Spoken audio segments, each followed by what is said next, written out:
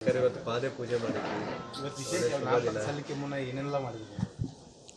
ನಾವು ಪ್ರತಿ ಬಾರಿ ಸುಳೆಬಾವಿ ಮಹಾಲಕ್ಷ್ಮಿಯ ಒಂದು ಆಶೀರ್ವಾದವನ್ನು ಪಡೆದು ಹಟ್ಟಿಬಳಿ ವೀರಭದ್ರೇಶ್ವರನ ಆಶೀರ್ವಾದವನ್ನು ಪಡೆದು ಫಾರ್ಮ್ನ ತುಂಬಿ ನಾವು ಯಾವ ರೀತಿ ಪ್ರತಿ ನಮ್ಮ ಇಲೆಕ್ಷನ್ಗೂ ಮುಂಚೆ ದೇವರುಗಳನ್ನ ಹರಿಸ್ಕೊಳ್ತಾ ಇದ್ವಿ, ಆ ರೀತಿ ಇವತ್ತು ವಿಶೇಷವಾಗಿ ನಮ್ಮ ಬೆಳಗಾವಿ ಜಿಲ್ಲೆಯ ಎಲ್ಲ ಮಠಾಧೀಶರನ್ನು ಗುರು ವೃಂದಗಳನ್ನು ಮನೆಗೆ ಕರೆದು ಅವ್ರ ಪಾದ ಪೂಜೆ ಮಾಡಿ ಒಂದು ಆಶೀರ್ವಾದವನ್ನು ಪಡೆದು ವಿಜಯಕ್ಕೆ ವಿನಾಯಕನ ಇನ್ಮೇಲೆ ಹಿಂಡಲಿಗ ಗಣಪತಿಯನ್ನು ಪೂಜೆ ಮಾಡಿ ನಮ್ಮ ಯಾತ್ರೆಯನ್ನು ನಾವು ಶುಭಾರಂಭ ಮಾಡ್ತೀವಿ. ಆ ಸಂಕಲ್ಪವನ್ನು ಇಟ್ಟುಕೊಂಡೇ ನಾವು ಮಾಡ್ತಾ ಇರೋದು. ವಿಜಯ ಯಾತ್ರೆಯ ಸಂಕಲ್ಪದ ಶುಭಾರಂಭವನ್ನು ಇವತ್ತು ಮಾಡಿದ್ದೀವಿ.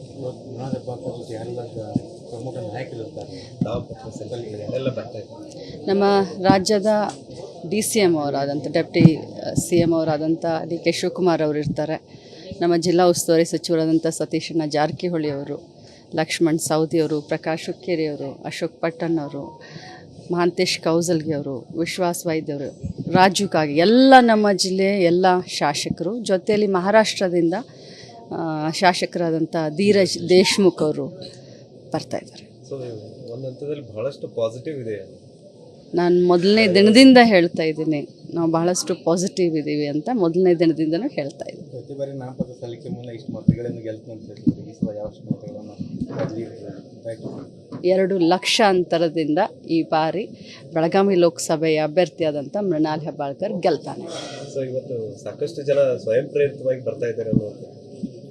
ಹೌದು, ಇಡೀ ಜಿಲ್ಲೆಯಾದ್ಯಂತ ಜನ ಬರ್ತಾ ಇದ್ದಾರೆ. ಬೇರೆ ಜಿಲ್ಲೆಯಿಂದ ಕೂಡ ನಮ್ಮ ಒಂದು ಏನು ಹೇಳ್ತಾರೆ ವೆಲ್ ವಿಷರ್ಗಳು ಬರ್ತಾ ಇದ್ದಾರೆ. ಏನು ಹೇಳ್ತೀರಿ ಬೆಳಗಾವಿ ಲೋಕಸಭಾ ಕ್ಷೇತ್ರದ? ಬೆಳಗಾವಿ ಜಿಲ್ಲೆಯ ಮನೆಯ ಮಗನಿಗೆ ಆಶೀರ್ವಾದ ಮಾಡಿ ಬೆಳಗಾವಿ ಸ್ವಾಭಿಮಾನ, ಬೆಳಗಾವಿಯನ್ನು ಬೆಳೆಸೋಣ ಅಂತ ಹೇಳಲಿಕ್ಕೆ ಬಯಸ್ತೇನೆ.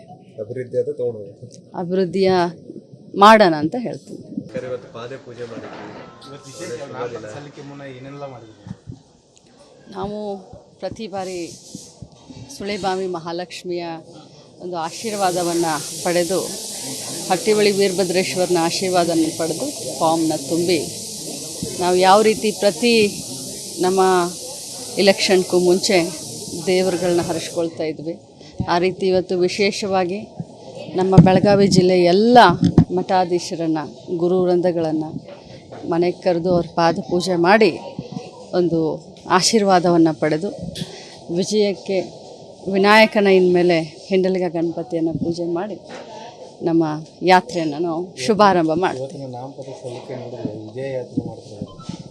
ಆ ಸಂಕಲ್ಪವನ್ನು ಇಟ್ಟುಕೊಂಡೇ ನಾವು ಮಾಡ್ತಾ ಇರೋದು. ವಿಜಯ ಯಾತ್ರೆಯ ಸಂಕಲ್ಪದ ಶುಭಾರಂಭವನ್ನು ಇವತ್ತು ಮಾಡಿದ್ದೀವಿ.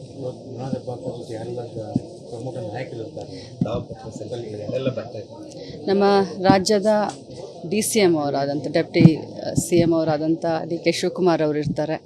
ನಮ್ಮ ಜಿಲ್ಲಾ ಉಸ್ತುವಾರಿ ಸಚಿವರಾದಂಥ ಸತೀಶಣ್ಣ ಜಾರಕಿಹೊಳಿ ಅವರು, ಲಕ್ಷ್ಮಣ್ ಸವದಿ ಅವರು, ಪ್ರಕಾಶ್ ಹುಕ್ಕೇರಿ ಅವರು, ಅಶೋಕ್ ಪಟ್ಟಣ್ ಅವರು, ಮಹಾಂತೇಶ್ ಕೌಸಲ್ಗಿ ಅವರು, ವಿಶ್ವಾಸ್ ವೈದ್ಯವರು, ರಾಜು ಕಾಗೆ, ಎಲ್ಲ ನಮ್ಮ ಜಿಲ್ಲೆಯ ಎಲ್ಲ ಶಾಸಕರು, ಜೊತೆಯಲ್ಲಿ ಮಹಾರಾಷ್ಟ್ರದಿಂದ ಶಾಸಕರಾದಂಥ ಧೀರಜ್ ದೇಶ್ಮುಖ್ ಅವರು ಬರ್ತಾಯಿದ್ದಾರೆ. ಸೊ ಒಂದು ಹಂತದಲ್ಲಿ ಬಹಳಷ್ಟು ಪಾಸಿಟಿವ್ ಇದೆ.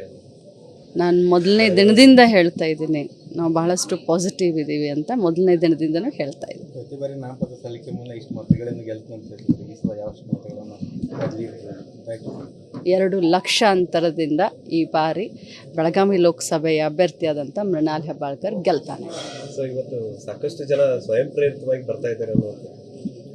ಹೌದು, ಇಡೀ ಜಿಲ್ಲೆಯಾದ್ಯಂತ ಜನ ಬರ್ತಾ ಇದ್ದಾರೆ. ಬೇರೆ ಜಿಲ್ಲೆಯಿಂದ ಕೂಡ ನಮ್ಮ ಒಂದು ಏನು ಹೇಳ್ತಾರೆ ವೆಲ್ ವಿಷರ್ಗಳು ಬರ್ತಾ ಇದ್ದಾರೆ. ಏನು ಹೇಳ್ತೀರಿ ಬೆಳಗಾವಿ ಲೋಕಸಭಾ ಕ್ಷೇತ್ರದ? ಬೆಳಗಾವಿ ಜಿಲ್ಲೆಯ ಮನೆಯ ಮಗನಿಗೆ ಆಶೀರ್ವಾದ ಮಾಡಿ ಬೆಳಗಾವಿ ಸ್ವಾಭಿಮಾನ, ಬೆಳಗಾವಿಯನ್ನು ಬೆಳೆಸೋಣ ಅಂತ ಹೇಳಲಿಕ್ಕೆ ಬಯಸ್ತೇನೆ. ಅಭಿವೃದ್ಧಿಯ ಮಾಡೋಣ ಅಂತ ಹೇಳ್ತೀನಿ.